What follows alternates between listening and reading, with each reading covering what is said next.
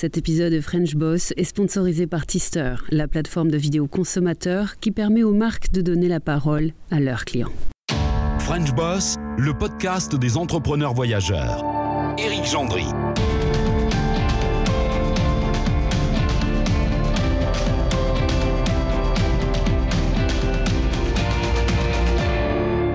Bonjour à tous, une femme qui aime autant le bon vin ne peut pas être une mauvaise femme, et d'ailleurs rien dans le CV de celle que nous allons recevoir aujourd'hui dans French Boss, rien n'indique que nous sommes en présence d'une mauvaise femme, bien au contraire.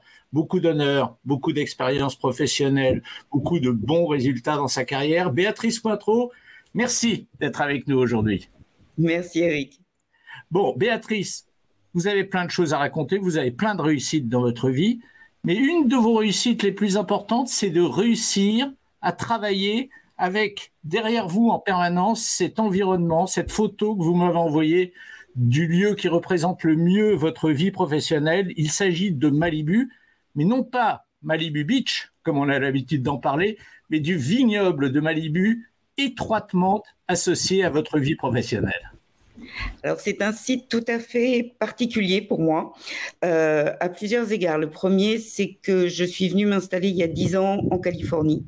Et après avoir vécu 50 ans basée sur Paris où j'étais née, et d'où je gérais un certain nombre d'entités pendant toutes ces années. Et j'ai eu à traverser 3 chirurgies de radiothérapie pour cancer. Et on m'avait donné 2 ans à vivre. Lorsque, contre toute attente, quelques années plus tard, on m'annonce ma rémission, lorsque le médecin me dit « Bon, alors qu'est-ce que vous allez faire maintenant ?» Je lui réponds « Écoutez, je ne sais pas ce que je vais faire. Je sais ce que je ne veux plus. Je ne veux plus être loin de mes aînés. Ils étaient en Californie où ils étudiaient. Et du jour au lendemain, j'ai pris ma valise cabine, le petit dernier sous le bras qui a pris aussi sa valise, qui aujourd'hui surfe très bien d'ailleurs. Et nous voilà partis. Et donc, ce vignoble derrière vous est le symbole de ma renaissance. Parce que finalement, j'ai pu naître à nouveau, peut-être mieux aussi, avec une certaine philosophie de vie beaucoup plus humaniste, beaucoup plus empathique que le chef d'entreprise 24 heures sur 24, 7 jours sur 7 que j'avais été pendant les décennies précédentes. Alors ce vignoble est particulier parce que il fait face à Zuma Beach, que tout le monde connaît parce que Alerte à Malibu et Pamela Anderson. Mais au-delà de ça, on a le Pacifique qui est très froid et donc les vents passent au-dessus de ce Pacifique très froid et vont venir refroidir les vignes. J'ai acheté quelques rangs de vignes et puis j'ai commencé à redévelopper, puis l'eau d'à côté pour finir par produire 7 vins. Alors que je m'étais promis que cette vie-là était derrière moi, j'avais commencé à diversifier exclusivement dans les nouvelles technologies et finalement, eh bien, on est rattrapé par sa nature et sa passion. J'adore le vin, j'ai été formée en œnologie et également en parfumerie et c'est ce qui me permet de poursuivre ma passion, même j'allais dire dans une semi-retraite ou en tout cas ce que je pensais devenir une semi-retraite. Alors, ce que vous me racontez m'appelle 2 questions. La première, on va faire une réponse brève dessus. Est-ce que le fait d'avoir été très malade, d'avoir vu la fin, d'avoir vu ce qui pouvait se passer, ça a changé la vie professionnelle que vous avez eue après, indépendamment de l'endroit où vous êtes installé? Est-ce que après, vous avez dans votre business, dans vos affaires, réagi différemment? Alors, je pense que j'accorde une part plus importante à la vie de famille, tout simplement parce que chaque fois que j'ai eu mes 3 enfants, j'ai fait des déclenchements le samedi pour revenir avec le bébé en kangourou le lundi au bureau et personne ne m'avait vue enceinte, j'ai pris 6 kilos et je pense qu'aujourd'hui, je ne réagirai plus de la même manière et j'ai passé mes dernières années à vraiment essayer d'encourager toutes les personnes que je rencontrais, en particulier les femmes chefs d'entreprise, à se conférer du temps et conférer du temps à ceux qu'elles aiment, parce que finalement, c'est ce que l'on regrette le plus quand il vous arrive quelque chose.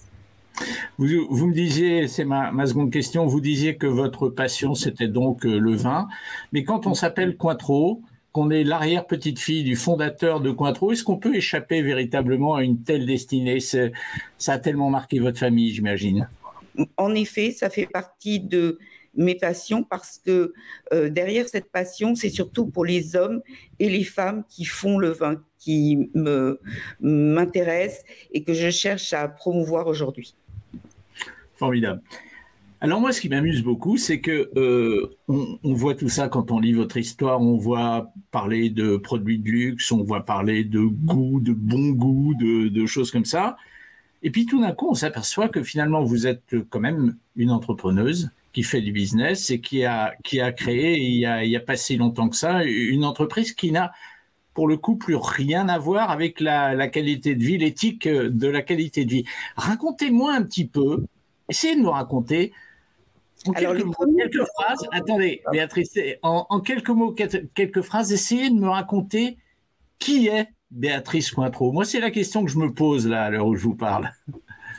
Serial entrepreneur international. J'ai commencé à monter des boîtes en 1984. J'avais 24 ans. Je crois que j'ai ça chevillé au corps. On ne parlait que entreprise autour de la table à la maison, même quand j'étais plus jeune.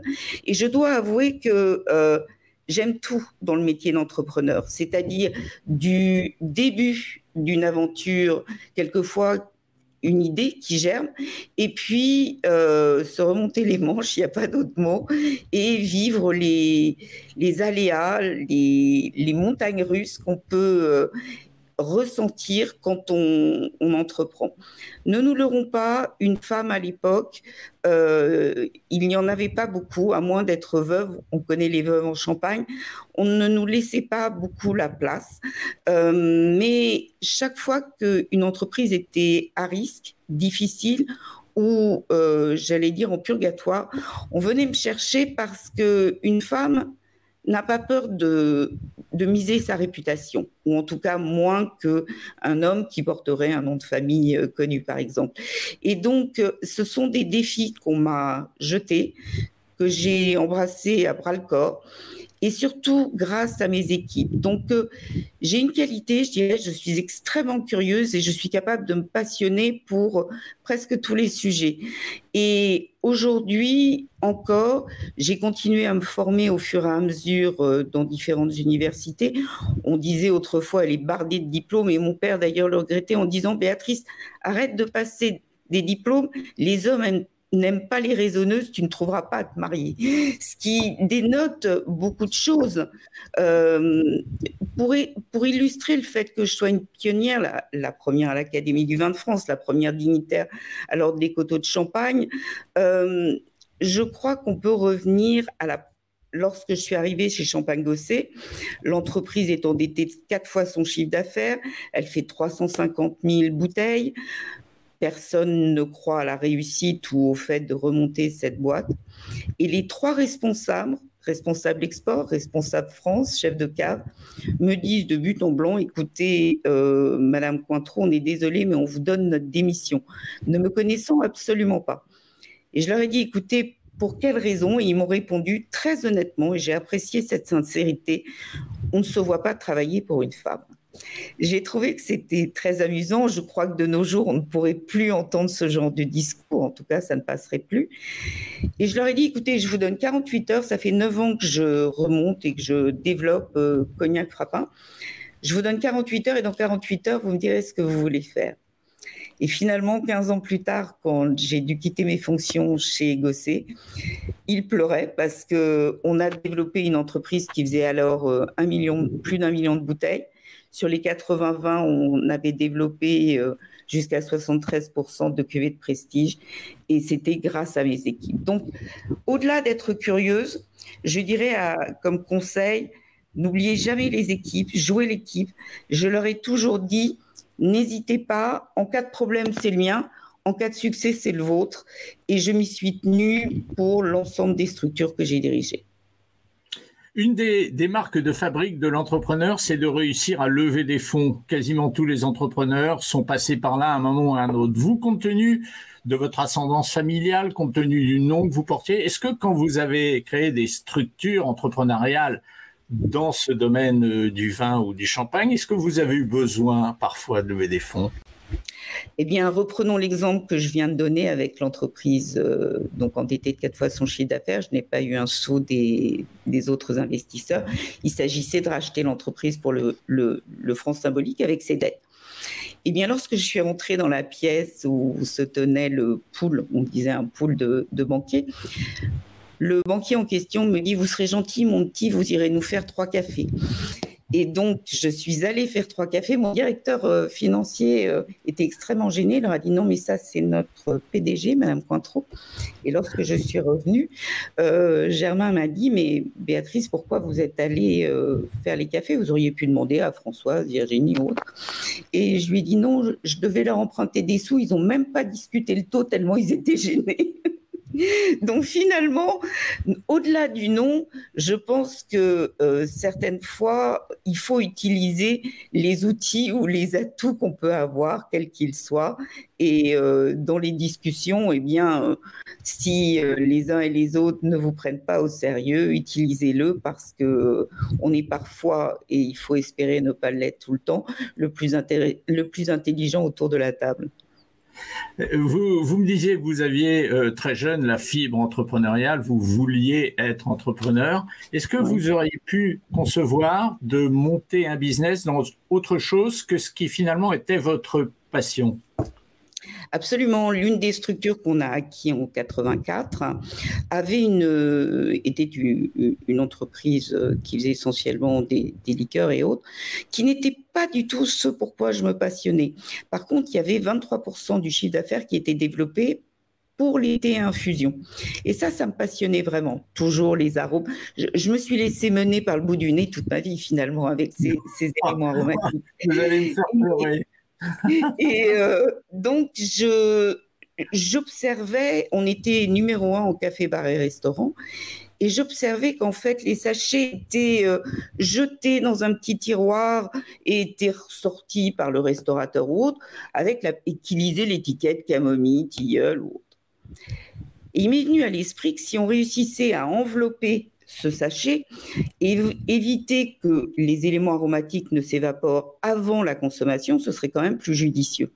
Et lorsque je suis allée en Italie pour rencontrer le fabricant de bouteilles, je lui ai dit, est-ce que vous ne pourriez pas réfléchir à quelque chose qui serait souple et tout? Il me dit, oh mais oui, on fait des échantillons pour les parfums. Et donc, ça m'a donné l'idée d'ensacher avec ce qu'on appelait par la suite le sachet double enveloppe. On s'est mis à fabriquer pour Ducros, la tisanière, Twinings et compagnie. Et finalement, c'est cette dernière qui nous a rachetés. Et à l'époque, je me rappelle être partie pour l'Oscar de l'emballage que j'ai reçu et qu'on m'a dit « Oh, amuse-toi bien ». Et j'ai obtenu cet Oscar de l'emballage. Ça nous a permis quand même de revendre le département thé et infusion pour 12 millions, ce que nous avait coûté la dite entreprise dans son intégralité, et à peine quelques années plus tard. Rapidement, en un mot, c'est marrant la manière dont vous parlez des chiffres. Hein. Vous tournez pas autour du pot, vous balancez les chiffres comme ça. Moi, j'aime bien ça, c'est marrant. C'est très américain, je crois. Vous savez, vous arrivez aux États-Unis, on vous demande combien vous gagnez, ce genre de choses, de façon très, très relaxe.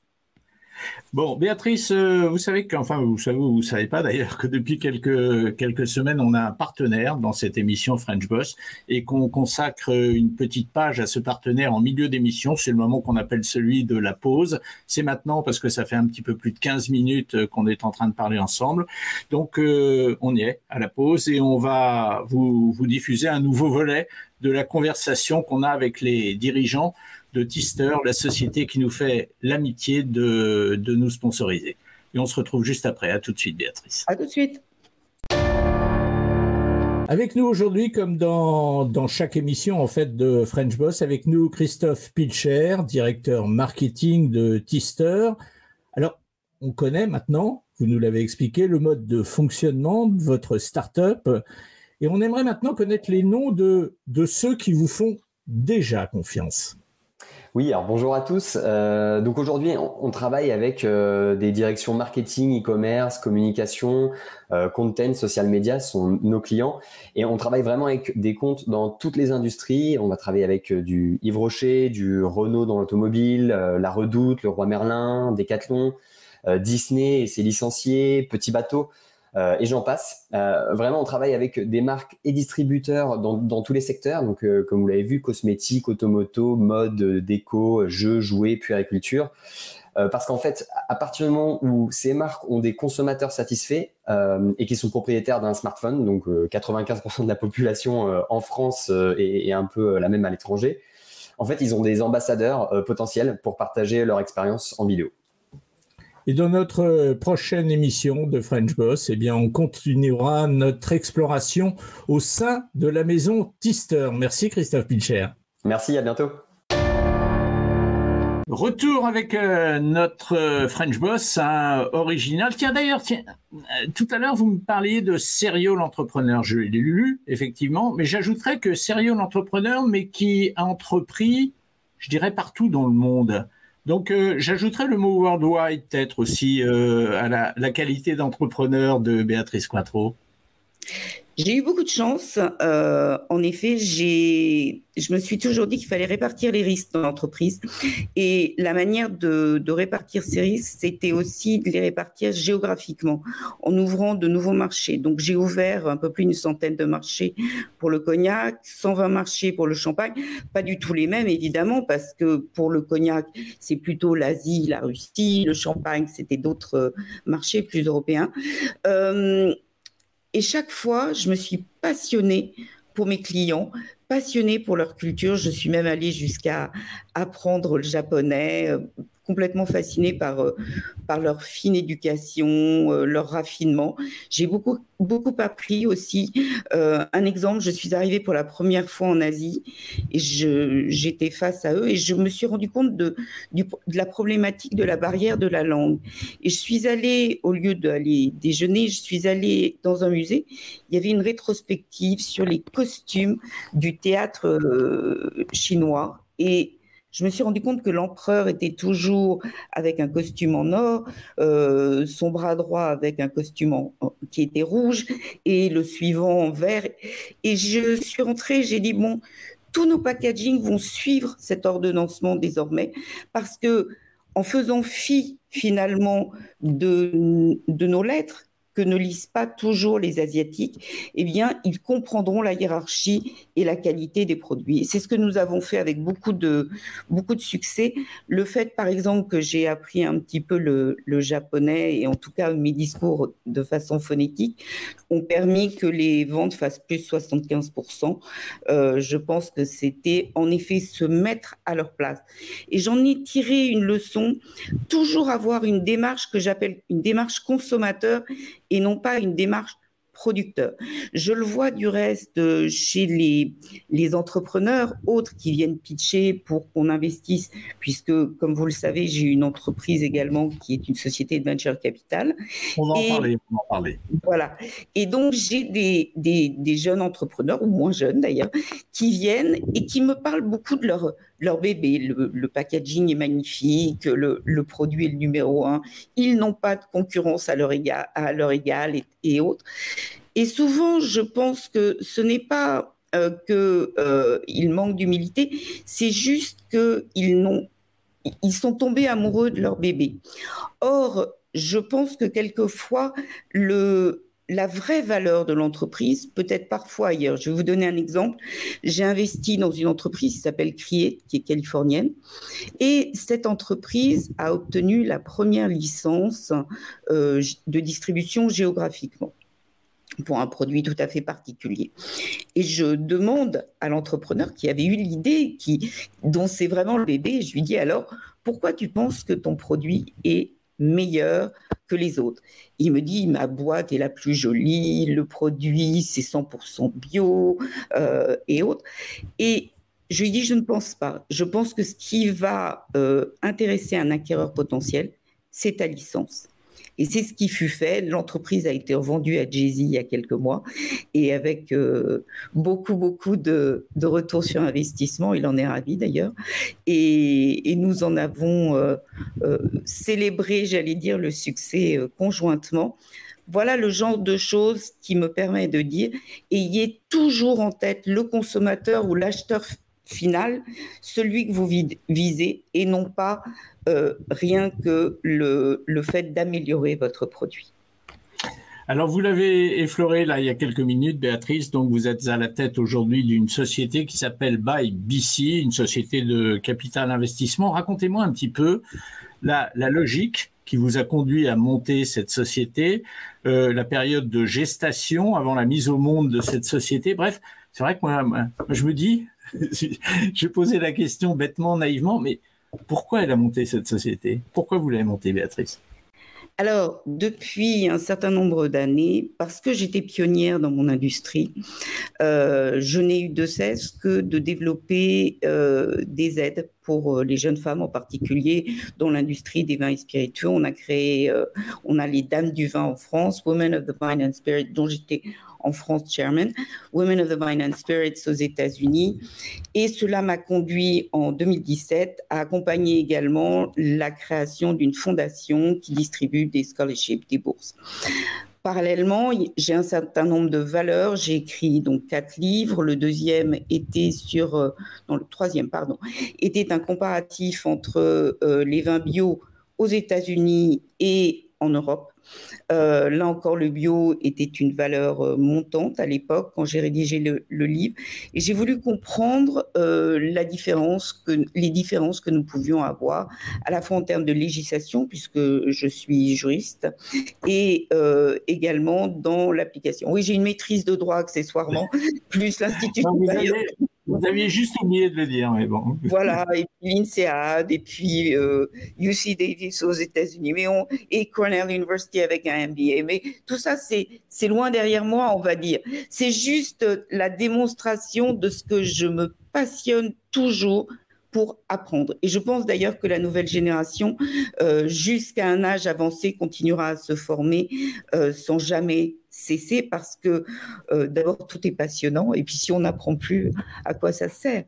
Donc, pour revenir à ce que j'exprimais, je souhaitais véritablement soutenir des entreprises qui étaient alignées par rapport à ces valeurs. L'une des entreprises, par exemple, s'appelle BioSync.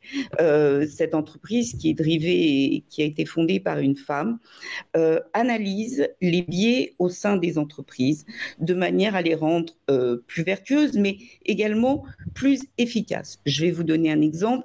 Imaginez que vous ayez un directeur marketing qui n'a rien contre les Noirs, mais n'est pas du tout entouré de gens qui sont afro-américains, eh bien, il va peut-être rater son cœur de business dans des villes du Sud, en Nouvelle-Orléans, ou ce genre de choses. Donc, on accompagne pour qu'elles deviennent non seulement plus vertueuses, mais aussi en étant conscient de ces biais qui sont souvent inconscients, peuvent améliorer la rentabilité de l'entreprise. Une autre entreprise s'appelle Impact, elle est canadienne. Et Impact Finance, en fait, est alors je vais faire un parallèle, le futur S&P pour les mesures d'impact des entreprises cotées en bourse. C'est très important pour nous parce qu'on se rend compte qu'on parle beaucoup des ESG, les ESG qui visent à compenser les émissions carbone ou lorsqu'il y a des problèmes sur le plan environnemental ou un manque de diversité. Je pense qu'il faut aller au-delà, il faut anticiper et soutenir les entreprises qui sont vertueuses. On se rend compte du reste, et c'est très intéressant, la BPI l'a confirmé par plusieurs études, ces entreprises dites vertueuses non seulement ont des meilleurs taux de rétention, donc de savoir-faire au sein de l'entreprise et de transmission de ces savoir-faire, mais également ont des meilleurs résultats économiques. Et ça, c'est quelque chose sur lequel on tient à se baser, parce que sans résultats économiques, on ne parviendra pas à anticiper ou à entraîner les entreprises sur ce terrain. Je vais vous donner un exemple. On va essayer de raccourcir un peu, Béatrice, parce qu'on est déjà à 25 minutes, plus de 25 minutes, on a pas mal de choses à dire. Donnez-moi votre exemple, mais rapidement, parce que j'ai encore plusieurs questions à vous poser. Pardonnez-moi. Pardon. Simplement pour dire, nous avons tous vécu la pandémie. Nous avons vu pendant la pandémie l'amélioration de l'air, les trafics où on avait moins d'embouteillages, etc. Aujourd'hui, l'économie reprend à plein et on devient beaucoup plus individualiste. L'entreprise devient plus individualiste, les gens au sein de ces entreprises. Il faut qu'on arrive à quelque chose de plus économique et défendable économiquement pour que ça puisse s'implanter. Pardon. C'est marrant parce que votre propos, il ressemble un peu à un plaidoyer pour un savoir-vivre dans les affaires. Vous employez des mots qui évoquent le savoir-vivre dans les affaires, les mots vertueux, des mots comme ça. Bref, on va mettre des chiffres un petit peu, on va mettre une activité quotidienne sur le nom de votre société d'aujourd'hui. Qu'est-ce qu'elle fait au quotidien? Si on peut essayer de faire des réponses brèves, qu'est-ce qu'elle fait dans le quotidien? D'accord. Alors, nous sommes une entreprise qui investissons notre argent ou l'argent d'autres qui nous les confient. Bien évidemment, nous travaillons que avec des family office parce que c'est ce que je connais le mieux et que d'autres plus importants le font très bien. Tout est basé évidemment sur la confiance et surtout sur l'accompagnement. Nous accompagnons les chefs d'entreprise. Alors pour vous donner un exemple, ce matin, nous avions une entreprise qui est sur le forage. Alors vous allez me dire, est-ce bien quelque chose qui s'inscrit dans une démarche, j'allais dire, de développement durable? Eh bien oui, parce que aujourd'hui, on fore dans des mines, par exemple, on fore un petit peu au hasard. Or, si les drones que développe cette entreprise permettent de mesurer le sol et le sous-sol, on peut imaginer que demain, au bout de 20 minutes de ces analyses, du reste, on puisse analyser le sol, le sous-sol et là où il faut forer et non pas à côté. La deuxième chose, on peut imaginer tous les développements économiques, en particulier auprès de l'agriculture, un des clients étant Monsanto d'ailleurs, pour pouvoir améliorer un des grands de l'agriculture.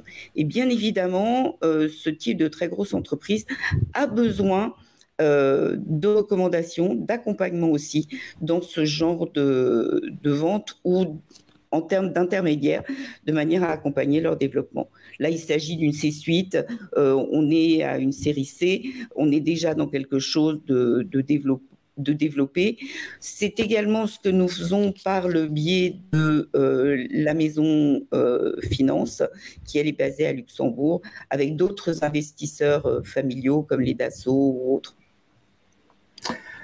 Béatrice, moi je vous écoute parce que vous avez tellement de choses intéressantes à raconter. Je me dis, cette femme, elle a réussi sa vie dans les affaires, incontestablement, parce que vous avez évoqué tout à l'heure, elle n'est pas finie, votre vie professionnelle, mais vous-même avez évoqué une espèce de semi-retraite. C'est pour ça que je me permets de vous dire ça. Oui. Réussite dans les affaires, vous avez apparemment, même si on n'a pas creusé, mais parce que c'est pas le plus important, vous avez réussi votre vie de femme, votre vie de mère de famille. Il y a quelque chose qu'on n'a pas dit, mais qui me paraît vachement important à moi, c'est que vous êtes chevalier de la Légion d'honneur. Ma question, elle est simple aujourd'hui, Béatrice. Quelle est la plus grande fierté dans une vie? Est-ce que d'avoir réussi dans les affaires? Est-ce que c'est d'avoir su faire honneur au nom qu'on portait? Est-ce que c'est d'avoir su mener à terme une belle vie de famille? Ou est-ce que c'est être reconnu par une distinction telle que la Légion d'honneur? Alors, si je puis me permettre, celle qui m'a le plus touchée, malgré le prestige, et j'en ai été très honorée de la Légion d'honneur, justement, c'est celui du mérite agricole.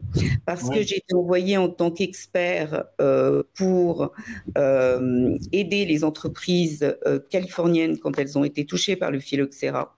Nous avions été touchés en Europe par ce phylloxéra un siècle plus tôt, 1870, l'ensemble de la famille était ruiné et l'arrière-arrière-grand-père est parti à Denison, Texas, pour aller chercher des porte-greffes pour réencépager toute la région. Eh bien, c'était une manière de rendre, je dirais, hommage aux Américains. Et j'ai été très sensible au fait que Bussereau me remette cette décoration. Je crois qu'on jongle sur les différents rôles de mère, d'épouse, également de femme chef d'entreprise à longueur de journée. On se demande toujours si on va y arriver. Heureusement, la vie est un film et n'est pas un arrêt sur image, ce qui nous permet d'y arriver toujours. Si j'avais un conseil à donner à ma version plus jeune, c'est fais-toi confiance, n'aie pas peur, essaye toujours. Tu auras des échecs, ils te bâtiront, tu en apprendras quelque chose. Ne pas avoir peur, c'est la clé. Je vais vous dire 2 mots, Béatrice, parce que ça fait plus de 30 minutes qu'on parle ensemble et vous allez me dire lequel vous préféreriez qu'on prononce en parlant de vous. Est-ce que vous préféreriez qu'on dise de vous que vous êtes une businesswoman, une successful businesswoman, pour rester dans l'anglais, ou est-ce que vous préféreriez qu'on dise de vous que vous êtes, à l'image de vos ancêtres, une belle épicurienne? Un peu des deux, je pense. J'en étais sûr. Je dirais un entrepreneur humaniste et épicurien, absolument. Vous êtes fier de ça? Qu'est-ce qui vous donne le plus de fierté dans votre vie? Si je vous demande un truc, Béatrice, au bout de 31 minutes de conversation, si je vous demande un truc qui vous donne beaucoup de fierté aujourd'hui, en face de moi, dites-moi, c'est quoi? De rester curieuse. Je pense que c'est une fierté parce que je côtoie des gens qui manquent de curiosité. Et encore aujourd'hui, avec tout ce que j'ai vécu, les bureaux dans tous les pays du monde, je reste curieuse minute après minute. Je déguste chaque gorgée de vie. Voilà, et là on se trouve confronté aux limites de l'exercice. On aurait eu besoin d'1 heure, de 2 heures pour évoquer avec Béatrice ce qu'a été sa vie de femme d'affaires, mais sa vie également de descendante de noms prestigieux, que ce soit de la littérature française ou du luxe français, de l'image de la France à l'extérieur, dans le monde entier. Merci Béatrice d'avoir été avec nous aujourd'hui. Merci Eric. Et bonne continuation.